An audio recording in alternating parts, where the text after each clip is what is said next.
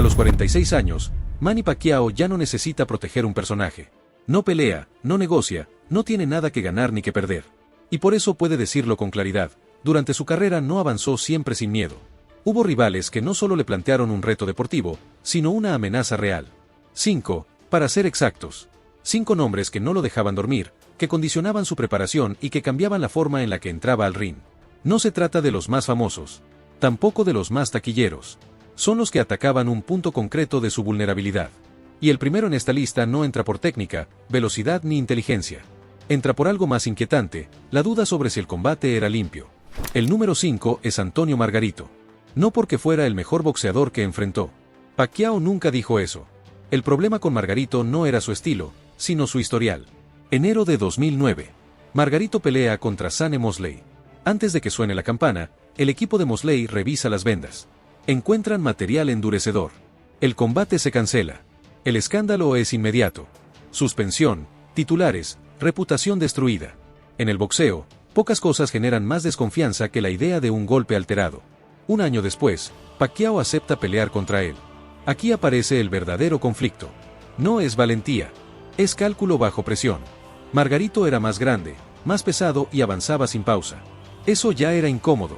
Pero lo que realmente perturbaba a Pacquiao era otra cosa, la posibilidad de que algo no estuviera bajo control. Que una comisión fallara. Que una revisión no fuera suficiente. Que un error humano convirtiera un combate profesional en un riesgo irreversible. Ese miedo no se nota en el golpe, se nota en la cabeza. En mirar las manos del rival más de lo normal. En pedir que revisen las vendas otra vez. En entrar al ring sin poder relajarte del todo. Cada jab recibido activa una pregunta innecesaria, pero inevitable. Y cuando un peleador empieza a pensar en eso, el desgaste ya empezó antes del primer round. Pacquiao gana la pelea con autoridad. Domina durante 12 asaltos, rompe el rostro de Margarito, lo obliga a absorber un castigo constante. Desde fuera parece una exhibición. Desde dentro, según él mismo, fue una pelea vigilada segundo a segundo. No por el daño que él hacía, sino por el daño que temía recibir si algo salía mal. Ese es el tipo de miedo que no desaparece con la victoria. Porque no se basa en el rival, sino en el contexto. Margarito no fue el más peligroso por sus golpes, sino por lo que representaba, la posibilidad de que el boxeo dejara de ser boxeo. Por eso ocupa el 5º lugar. No porque casi lo derrotara, sino porque le recordó algo incómodo. Hay amenazas que no se resuelven entrenando más fuerte. Y cuando eso ocurre, el control del peleador se reduce. Pero ese fue solo el primer nombre. El siguiente miedo no tuvo que ver con trampas ni con sospechas. Fue más simple y más brutal. Fue entender que, en cierto momento de su carrera, enfrentarse a un hombre específico habría sido una mala idea, aunque el público lo pidiera. Y ahí empieza el número 4. Esto acaba de empezar. Si te gusta este tipo de contenido, suscríbete, dale like y deja un comentario, porque lo que viene después te sorprenderá. El número 4 no aparece en esta lista por una pelea perdida. Aparece por una pelea postergada. Y esa diferencia es clave para entender cómo pensaba Manny Pacquiao cuando todavía estaba en activo. El nombre es Oscar de la Hoya. Pacquiao no lo coloca aquí por lo que ocurrió en 2008. Lo coloca por todo lo que no ocurrió antes. Porque durante años, mientras el público fantaseaba con el enfrentamiento, él sabía algo que no se decía en voz alta. Había versiones de Oscar contra las que simplemente no se pelea si quiere seguir teniendo carrera. A comienzos de los 2000, Pacquiao era un boxeador explosivo, sí, pero aún limitado por su estructura. Venía de pesos muy bajos, su cuerpo todavía no había terminado de adaptarse al castigo de categorías superiores y su estilo dependía de la iniciativa constante. En ese mismo periodo, De la Hoya era otra cosa. No una leyenda pasada. Un campeón completo, con tamaño natural de welter, alcance largo, fuerza real y experiencia contra rivales físicamente consolidados. La diferencia no era de técnica. Era de biomecánica. Golpear con más masa, desde mayor altura, con más recorrido, cambia el impacto incluso cuando el golpe no entra limpio. Pacquiao lo entendía. Y no necesitó subirse al ring para comprobarlo. Bastaba con observar. Mientras algunos veían a Oscar como un objetivo mediático, él lo analizaba como un problema físico. Un hombre capaz de imponer distancia sin correr riesgos innecesarios. Un rival que no necesitaba perseguir para castigar. Y eso, para un peleador que construye su éxito avanzando, es una señal de alerta. Aquí entra un concepto que rara vez se admite en el boxeo de élite: esperar también es una decisión de supervivencia. Pacquiao no se cruzó con De la Hoya cuando el emparejamiento era desfavorable. No porque no pudiera vender la pelea, sino porque entendía que la ecuación no cerraba. No se trataba de orgullo. Se trataba de consecuencias. Con el paso del tiempo, la balanza empezó a moverse. Pacquiao subió de peso de forma progresiva, no improvisada. Su cuerpo se endureció, aprendió a absorber impactos distintos, a mantener velocidad con más masa. Al mismo tiempo, Oscar comenzó el proceso inverso: cortes de peso exigentes, desgaste acumulado, ritmo menos constante. El nombre seguía siendo grande, pero el margen de error ya no era el mismo. Cuando finalmente se enfrentan, el contexto es otro. Pacquiao llega con confianza estructural, con un cuerpo que responde y con un estilo que ya no depende solo de la explosión inicial. De la Hoya, en cambio, pelea desde la incomodidad. No logra establecer distancia, no encuentra el tempo y termina cediendo por agotamiento. Desde fuera, parece una victoria incuestionable. Desde dentro, Pacquiao la interpreta de otra manera. Su reflexión posterior no gira en torno a "demostré que era mejor". Gira en torno a "elegí el momento correcto". Y eso revela el miedo real de este bloque, no al rival en sí, sino a enfrentarlo cuando las condiciones te superan. Porque hay peleas que no se pierden por falta de talento, sino por insistir en forzar el calendario. De la Hoya representa ese tipo de amenaza silenciosa. No la que te obliga a cambiar de guardia, sino la que te obliga a cambiar de planes. El recordatorio de que el boxeo no perdona errores de timín. Que el mismo nombre puede ser vencible en un año y letal en otro. Y que saber distinguir eso separa a los campeones longevos de los que se queman rápido. Pacquiao lo dice sin rodeos: enfrentarse a Oscar en su mejor momento habría sido una mala idea. No heroica. No valiente. Simplemente mala. Y asumirlo no lo hace menos competitivo. Lo muestra consciente de sus límites temporales. Ese aprendizaje dejó una huella profunda. Porque después de Oscar, Pacquiao ya no solo evaluaba estilos o récords. Empezó a pensar en algo más complejo. ¿Qué tipo de rival puede desactivar tu plan sin necesidad de superarte físicamente? ¿Qué tipo de boxeador puede convertir tu ofensiva en una persecución inútil? Y ese tipo de amenaza no viene del tamaño ni del historial. Viene de la perfección defensiva. El número 3 no entra en la lista por tamaño, ni por trampas, ni por haber sido evitado. Entra porque obligó a Pacquiao a convivir con una pregunta durante 6 años. Una pregunta sencilla, pero corrosiva. ¿Y si mi boxeo no funciona contra este hombre? Floyd Mayweather no era un rival que se resolviera con valentía. Tampoco con presión. Mucho menos con orgullo. Era un problema de sistema. Y los sistemas, cuando están bien construidos, no se rompen con voluntad. Desde 2009 hasta 2015, el combate estuvo presente sin estarlo. Negociaciones, excusas cruzadas, declaraciones ambiguas, fechas que se anunciaban y se caían. Para el público era frustración. Para Pacquiao era algo distinto. Una preparación mental constante para un escenario que no llegaba, pero tampoco desaparecía. Cada pelea que hacía, cada rival que enfrentaba, estaba condicionada por la sombra de ese enfrentamiento pendiente. Mayweather representaba lo opuesto a su naturaleza. Donde Pacquiao aceleraba, Floyd ralentizaba. Donde uno atacaba en ráfagas, el otro administraba espacios. Donde Pacquiao necesitaba intercambio para entrar en ritmo, Mayweather sobrevivía reduciendo el combate a fragmentos mínimos. No era un duelo de golpes. Era un duelo de decisiones. Ese contraste generaba una inseguridad específica. No el miedo al daño físico, sino el miedo a la inutilidad del esfuerzo. Porque para un peleador ofensivo, no hay peor escenario que lanzar, fallar y volver a lanzar sin obtener respuesta. Cada intento fallido no solo resta puntos, erosiona la confianza. Durante esos años, Pacquiao veía peleas de Mayweather con atención quirúrgica. No buscando debilidades obvias, sino preguntándose algo más inquietante: ¿qué pasa si no hay una grieta clara? Floyd no necesitaba dominar para ganar. Le bastaba con controlar.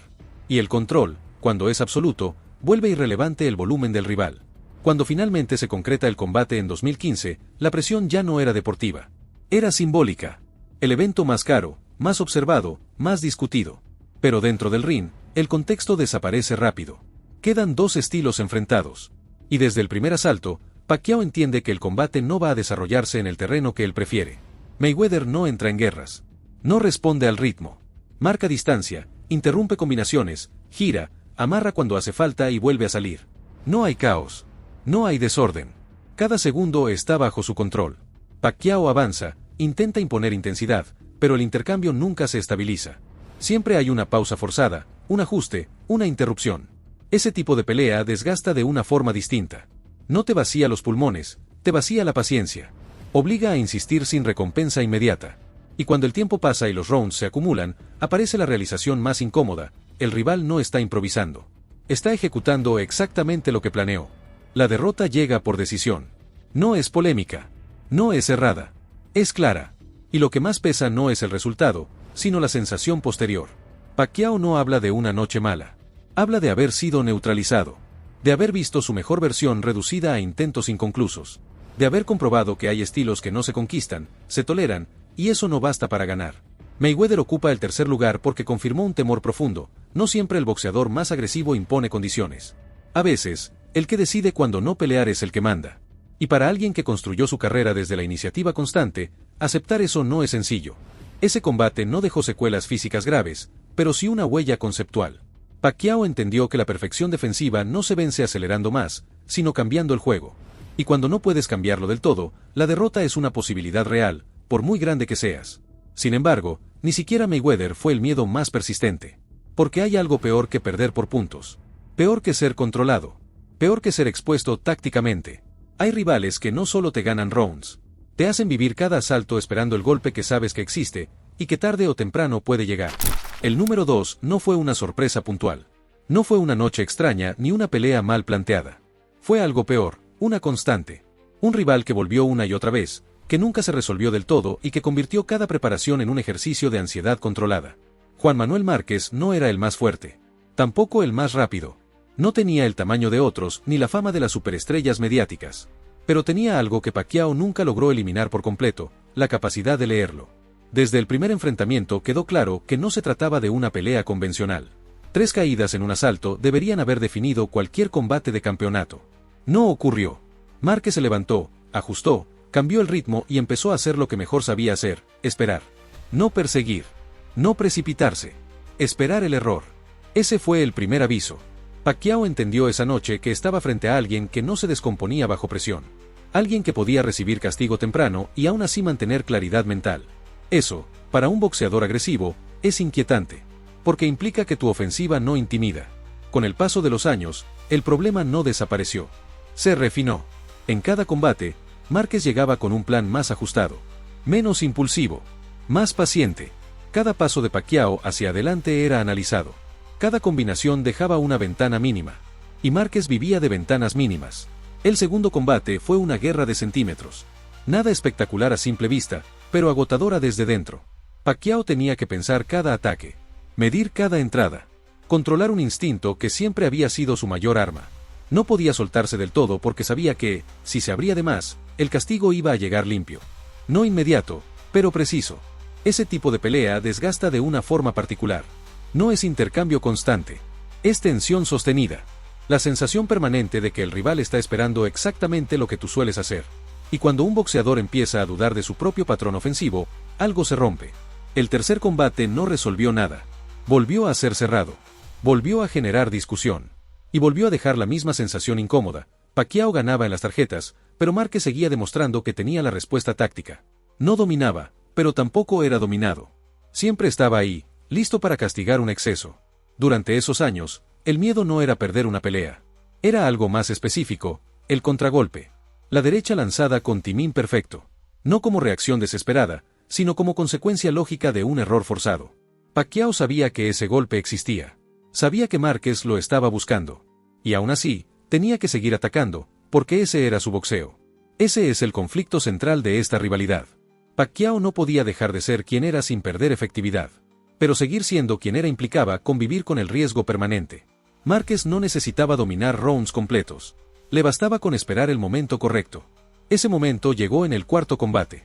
Pacquiao estaba ganando. No de forma aplastante, pero con control. Más activo, más claro, más presente. Y aún así, el peligro no había desaparecido. Porque Márquez no necesitaba ir arriba en las tarjetas. Solo necesitaba una secuencia mal calculada. Cuando el golpe finalmente llega, no hay aviso. No hay acumulación previa. Hay una combinación comprometida, un segundo de más hacia adelante, y una respuesta que aterriza exacta. No espectacular. Exacta. El resultado es inmediato. No hay conteo largo. No hay confusión sobre lo ocurrido. El cuerpo cae antes de que la mente lo procese. Ese fue el miedo que se materializó. No el de perder por puntos. No el de ser superado técnicamente. El miedo a que aquello que llevas años anticipando finalmente ocurra. Y cuando ocurre, lo hace sin dramatismo. Simplemente pasa. Por eso Márquez ocupa el número 2. Porque no fue un rival circunstancial. Fue una presencia recurrente. Una amenaza constante que obligó a Pacquiao a boxear siempre al límite de su propio estilo. Cada campamento, cada pelea, cada ajuste estaba condicionado por la misma pregunta: ¿y si esta vez entra? Después de ese knockout, la rivalidad se cerró. No por falta de interés del público, sino por claridad interna. Algunas ecuaciones no cambian con más intentos. Algunas ventajas tácticas no se diluyen con experiencia. Y Pacquiao lo entendió. Aún así, Márquez no fue el miedo más grande. Porque hay algo peor que enfrentar a un rival que ya te venció, es saber que existe uno al que no debes enfrentar jamás. El número 1 no llegó a existir como pelea. Y precisamente por eso ocupa este lugar. No dejó tarjetas, no dejó rounds discutibles ni fotografías icónicas. Dejó algo menos visible y más determinante, una decisión tomada a tiempo. Sergio Martínez no aparece en este punto por haber derrotado a Pacquiao. Aparece porque obligó a Pacquiao a aceptar un límite que no tenía que ver con voluntad ni con preparación. Tenía que ver con física aplicada al boxeo de élite. Entre 2010 y 2013, Martínez no era solo un campeón del peso medio. Era un contragolpeador natural, zurdo, móvil, con lectura de ritmo y con una ventaja estructural evidente. No necesitaba imponer volumen. Vivía de provocar errores y capitalizarlos con precisión. Ese perfil ya era incómodo para un boxeador ofensivo. El problema real aparecía cuando se añadían los números, diferencia clara de estatura, de alcance y de masa funcional. Pacquiao, incluso en su mejor versión como welter, seguía siendo un peleador que construía desde abajo. Avanzaba, comprimía el espacio y buscaba entrar en zonas donde su velocidad marcara la diferencia. Contra Martínez, ese planteamiento no solo perdía eficacia, se volvía peligroso. Porque cada entrada implicaba exponerse a un contragolpe lanzado desde arriba, con más recorrido y con más peso detrás. Durante ese periodo, el rumor del combate circuló con fuerza. Se hablaba de pesos pactados, de retos históricos, de valentía. Desde fuera, la narrativa era simple, Pacquiao peleaba con todos. Desde dentro, la evaluación era distinta. El equipo miraba el emparejamiento sin romanticismo. No se trataba de prestigio. Se trataba de riesgo acumulado. Martínez no era grande solo en tamaño. Era grande en concepto. Esperaba, ajustaba, se desplazaba y castigaba con golpes que no necesitaban repetición. Su historial lo demostraba. Cuando enfrentó a Paul Williams, un rival físico y resistente, no necesitó desgastarlo durante asaltos. Encontró el momento y resolvió con un solo impacto.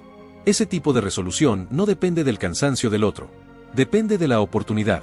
Pacquiao observó eso con atención. No como espectador, sino como profesional que entiende que estilos chocan mal entre sí. Un peleador que entra, que compromete el cuerpo y que confía en su ritmo frente a alguien que vive de esperar ese compromiso es una combinación delicada. Si además uno pega hacia arriba y el otro hacia abajo, el margen de error se reduce aún más. Aquí no hay orgullo herido ni cuentas pendientes. Hay una conclusión técnica. El riesgo no estaba en perder una pelea cerrada. Estaba en recibir un golpe limpio de un hombre diseñado para castigar errores de entrada.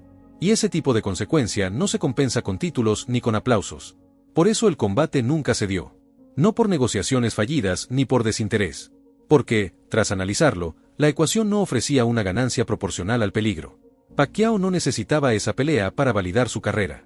Y aceptar un desafío que no encajaba con su estructura no era valentía. Era ignorar información. Este es el punto donde el concepto de miedo cambia de forma. Ya no es ansiedad previa a un combate. No es presión mediática ni recuerdo de derrotas pasadas. Es conocimiento. Saber exactamente qué pasaría si se dieran ciertas condiciones. Y actuar en consecuencia. Pacquiao eligió no cruzar esa línea. Continuó su carrera enfrentando otros retos, dentro de márgenes que conocía y podía gestionar. Terminó retirándose con su salud intacta, con su legado definido y con la claridad suficiente para reconocer que no todas las decisiones importantes ocurren bajo las luces. Ese es el verdadero peso del número 1. No un rival que lo venció. Un rival que lo obligó a pensar más allá del personaje. A distinguir entre desafío y temeridad. A entender que, en el boxeo profesional, sobrevivir también es una forma de ganar. Si llegaste hasta aquí, suscríbete, dale like y comenta, porque pocos canales siguen hablando de este tipo de boxeadores que lo fueron todo. Nos vemos en el próximo video.